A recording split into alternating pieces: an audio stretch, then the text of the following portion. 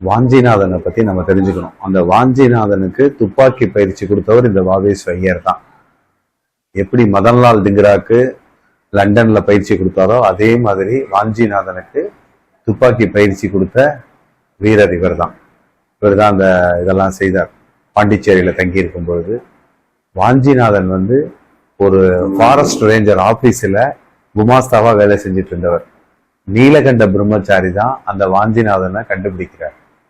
அவங்க அந்த பாரத மாதா இயக்கம்னு இருக்கும்போது வீரன் மாடசாமி, நீலகண்ட பிரம்மச்சாரி, வாஞ்சிநாதன் இன்னும் சிலர்லாம் அவங்க தான் இந்த ரகசிய கூட்டத்துல பாரத மாதா பூஜை பண்ணுவாங்க.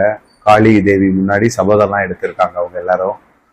அவங்க என்ன பண்றாங்கன்னா, இந்த வஉசி சுப்பிரமணிய சிவாவை கைது பண்ணதுக்கு பழி வாங்கணுங்கிற நடவடிக்கையில கலெக்டர் ஆஷுக்கு ஏதாவது நம்ம செய்யணும். ஏன்னா அதற்கு பிறகு நடந்த கலவரத்துல நூற்றுக்கணக்கான பேர் இறந்து போறாங்க. ஒரு 5-6 நாள் ஊரடங்கு உத்தரவுலாம் இருந்தது. வஉசியை கைது பண்ண உடனே நடந்த கலவரங்கள், அதுல பல பேர் கொல்லப்படுறாங்க. இந்த மாதிரிலாம் இருக்கிறதுக்கு இந்த ஆஷ் தான் காரணம்.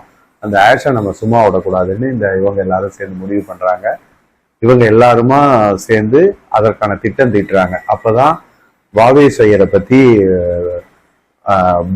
நீலகண்ட பிரம்மச்சாரி சொல்றார், ஆயுதங்கள் இதெல்லாம் அவர் தரவழிச்சு தரேங்கிறாரு, அதனால நம்ம அவர்கிட்ட போய் நம்ம இந்த விஷயத்த சொல்லலாம் அப்படின்னு இதுல இது பண்றாங்க. அப்ப அந்த 6 பேருமே நானுன்னு வராங்க.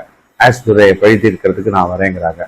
அப்ப நீலகண்ட பிரம்மச்சாரி என்ன சொல்றாரு, கையெழுத்து அழகா இருக்கக்கூடிய வாஞ்சிநாதனை விட்டு இந்த 6 பேருடைய பேரையும் எழுத சொல்றாரு. ஒரு சீட்ல மடிச்சு அதை போடுறாங்க. இளையவனான வாஞ்சிநாதன் தான் அந்த சீட்டை எடுக்கணுங்கிறாங்க. வாஞ்சிநாதன் அந்த சீட்டை எடுத்து பிரிச்சு பாக்குறாரு. இது நீலகண்ட பிரம்மச்சாரி, அது வாஞ்சிநாதன் இருக்கு. ஆஹா, வாஞ்சிநாதன் தான் இந்த வாய்ப்பு கிடைச்சிருக்குன்னு சொல்றாங்க. எல்லாரும் அதை ஏத்துக்கிறாங்க. அந்த சீட்டெல்லாம் போலீஸ் விசில் சத்தம் கேட்குது. எல்லாம் அந்த சீட்டு கிட்டெல்லாம் எடுத்து நீலகண்ட பிரம்மச்சாரி பைக்குள்ள வச்சுக்கிட்டு மற்ற தஸ்தாவேஜெல்லாம் எடுத்துக்கிட்டு இவங்க அங்கேருந்து எல்லாரும் கலைஞ்சு போயிடுறாங்க. வாஞ்சிநாதனை கூட்டிட்டு போய் வாவேஸ்வரத்தை அறிமுகப்படுத்தி வச்சு, இவன் தான் இதுக்கான பலிதானி, இந்த வீரன் அப்படின்னு அறிமுகப்படுத்துறாங்க. வாவேசையர் தான் அவனுக்கு மனப்பயிற்சி, அவனுக்கு துப்பாக்கி சுடுற பயிற்சி இதெல்லாம் கொடுக்குறாரு. தைரியத்தை எல்லாத்தையும் கொடுத்து பாரதி பக்கத்துலதான் இருக்காரு. பாரதி கிட்ட இந்த விஷயத்தெல்லாம் சொல்ல வேணாம், ஏன்னா அவர் இதுக்கு ஒப்பாதவர், இது ஒத்துக்க மாட்டாரு, அவர் ஏதாவது சொல்லிடுவாருங்கிறதுனால அவர்கிட்ட எதுவும் சொல்ல வேணாங்கிறாங்க. வாஞ்சிநாதனுக்கு என்ன ஆசைன்னா, பாரதி கிட்ட பாட்டெல்லாம் டெய்லி கேட்கிறார், காத்தால சாயந்தரம். இதெல்லாம் நடந்துட்டு இருக்கு. நீலகண்ட பிரம்மச்சாரி இந்த வாஞ்சிநாதனுக்கு உண்டான ட்ரைனிங் இதெல்லாம் 1911 நடக்குது. அதற்குண்டான ஆயுதங்கள் எல்லாம் தெரிவிச்சு வச்சிருக்காரு வாவேஸ்வரர்.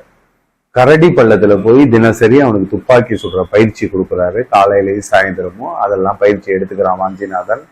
அதெல்லாம் முடிச்சுட்டு தான் அப்படியே அந்த ரயில்வே ஸ்டேஷன்ல ஏற்றி விடுறாங்க. அதுக்கப்புறம் தான் நமக்கு நடந்த சம்பவம் தெரியும். மணியாச்சி ஸ்டேஷனுக்கு போறான். மணியாச்சி ஸ்டேஷன்ல கலெக்டர் ஆஷ் கொடைக்கானலுக்கு போறதுக்காக இருக்காரு. அவரை போய் அவர் மனைவியும் பக்கத்துல இருக்காங்க. 2 பேரும் கொடைக்கானல் போறதுக்குள்ள இவன் சுடுறான். வாஞ்சிநாதன் அந்த சுட்ட உடனே அவன் என்ன பண்றான்னா ஓடுறான். இந்த துப்பாக்கி சத்தம் கேட்டு எல்லாரும் வர்றாங்க. காவலர்கள்லாம் துரத்துறாங்க. ரயில்வே ஸ்டேஷன் எல்லாரும் வராங்க. அதுக்குள்ள இந்த பிரசுரங்கள் எல்லாம் தூக்கி வெளியில போட்டு, எதுக்காக சுட்டேங்கிற பிரசுரங்களை தூக்கி போட்டு போறான். போகும்போது வாஞ்சிநாதன் அந்த தன்னைத்தானே மாய்த்து கொள்ளணும்னு நினைக்கிறான். ஒரு கக்கூசுக்குள்ள போகும்போது பார்த்தா அது பெண்களுடைய இது, அதனால அங்க போகாம அடுத்து இருக்கக்கூடிய ஆண்களுடைய கக்கூசுக்கு போறான். அது பெண்கள் இதுக்குள்ள போக வேணாங்கிறதுக்கு போய் ஆண்கள் கக்கூசுல போய் தன்னைத்தானே மாய்த்து கொள்கிறான். இது நடந்து முடிஞ்சிருது. இதுக்காக போலீஸ் பல பேரை தேடுறாங்க. இது யார் பயிற்சி கொடுத்தாங்கன்னு போலீஸ்காரங்களுக்கு தெரியல. அதெல்லாம் பிற்காலத்துல தெரிய வருது. நீலகண்ட பிரம்மச்சாரி, இந்த வீரன் மாடசாமி இவங்களெல்லாம் தேடுது போலீஸ்.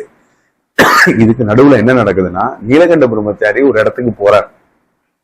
இந்த சம்பவம் எல்லாம் முடிஞ்சதுக்கு பிறகு ஒரு இடத்துல குளிச்சுட்டு நம்ம இதெல்லாம் பண்ணலாம், தஸ்தாவேஜ் எல்லாம் அழிச்சிடலாம் அப்படின்னு நினைச்சு இந்த சீட்டெல்லாம் எடுத்து பாக்குறாரு. பார்க்கும்போதுதான் அவருக்கு தெரியுது, வாஞ்சிநாதன் என்ன பண்ணியிருக்காங்கன்னா 6 சீட்டுலுமே வாஞ்சிநாதன் எழுதியிருக்கான். அவனை எழுத சொன்னதுக்காக வீரன் மாடசாமி, நீலகண்ட பிரம்மச்சாரி, இது மாதிரி யார் யாரோ ஒரு 6 பேர் எழுத வேண்டிய வாஞ்சிநாதன் தான் செலக்ட் ஆகணுங்கிறதுக்காக தன்னுடைய பேரையே 6 சீட்லையும் எழுதியிருக்கான்.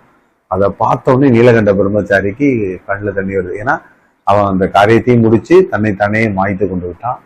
திருமணமாகி கொஞ்ச நாள்லயே இந்த மாதிரி வாஞ்சிநாதன் பண்ணிட்டான். அவன் பொன்னம்மாள்ங்கிற அவனுக்கு ஒரு மனைவி இருந்தாங்க. வாஞ்சிநாதனுடைய வீரம் தெரிந்த வரலாறு நம்ம எல்லாருக்குமே ஒரு உத்வேகத்தை கொடுக்கக்கூடிய, நாட்டுக்காக தன்னைத்தானே ஆஷையும் கொண்டா தன்னைத்தானே மாய்த்து கொண்டான். அதுக்கப்புறம் தான் வெள்ளைக்காரங்க எல்லாருக்குமே ஒரு பயம் வந்துருச்சு, நம்ம இனிமே நிரந்தரமா இங்க இருக்க முடியாது. ஏன்னா அவன் வந்து வெள்ளைக்காரனை எப்போ ஒரு கலெக்டரையே சொல்றாங்களோ மற்றவங்களுடைய நிலைமையெல்லாம் ரொம்ப மோசமாயிடும் நினைக்கிறாங்க. வீர சாவர்கரும் ஜெயிலுக்கு போகும்போது இந்த செய்தியை படிச்சு இந்தியா விழிப்புணர்வு அடைஞ்சிருச்சு. வாஞ்சிநாதனுடைய செயல், ஏன்னா அந்தமான் சிறைக்கு போகும்போது அவருக்கும் அந்த செய்தி கிடைக்குது. ஆஹா, இந்தியா இனிமேல் விழித்து கொள்ளும்னு அவரும் நம்பிக்கையோட சிறைக்கு போறாரு.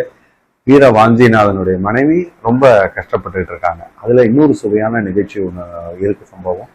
ஒரு முறை வந்து தேவரையா வந்து சில புடவையும் பட்சணங்களும் வாங்கிட்டு வான்னு சொல்லி அவனுடைய அசிஸ்டண்ட்டை சொல்றாங்க.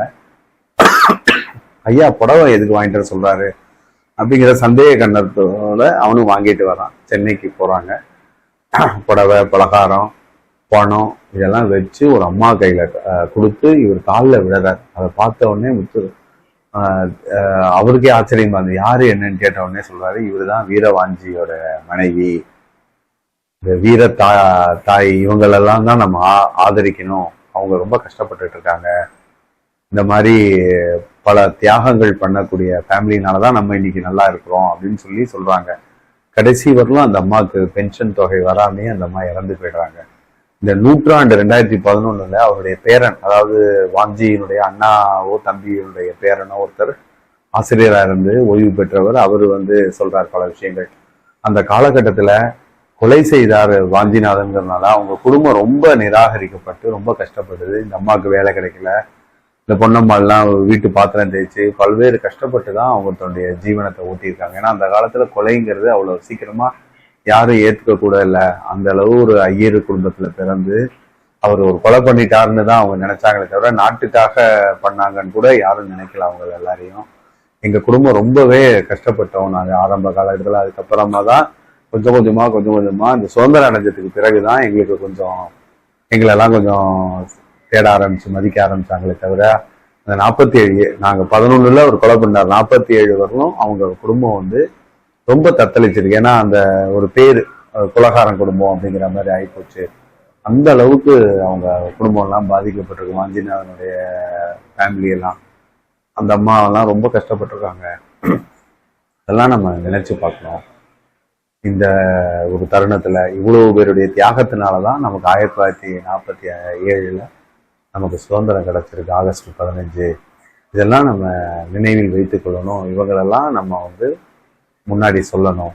ஒரு வஉசி, ஒரு சுப்பிரமணிய சிவாவுக்காக ஒரு கலெக்டர் ஆஷை வாஞ்சிநாதன் கொலை பண்ணியிருக்காரு. அந்த ஒரு பழி தீர்க்கிறதுக்கான ஒரு நிகழ்ச்சியில தன்னைத்தானே அவர் வந்து மாய்த்து கொண்டிருக்காரு. இதை நாம மக்களுக்கு தெரியப்படுத்தலாம். இதுல என்ன நம்ம பெருமைப்பட வேண்டிய விஷயம்னா, திருச்சியை சேர்ந்த வரகநேரி வெங்கட சுப்பிரமணியர் ஆயுத பயிற்சியும் ஆயுதமும் வாஞ்சிநாதனுக்கு கொடுத்து அவனை வந்து தயார் பண்ணியிருக்காருங்கும் போது நமக்கெல்லாம் பெருமையா இருக்கு. நம்ம ஊருக்காரர் அவர் செஞ்சிருக்காரு. அவர் வந்து இலக்கியத்துக்கு மட்டும் தொண்டாற்றல, வீரமாகவும் இருந்திருக்காரு அப்படிங்கிறது நமக்கு எல்லாருக்கும் தெரிய வருது. இதுதான் நம்ம தெரிஞ்சுக்க வேண்டியது. நம்ம ஊருக்காரரு இந்த விஷயத்தை செஞ்சிருக்காருங்கிற செய்தியாவது நம்ம மக்களுக்கு தெரியணும். ஜெய் ஹிந்த்.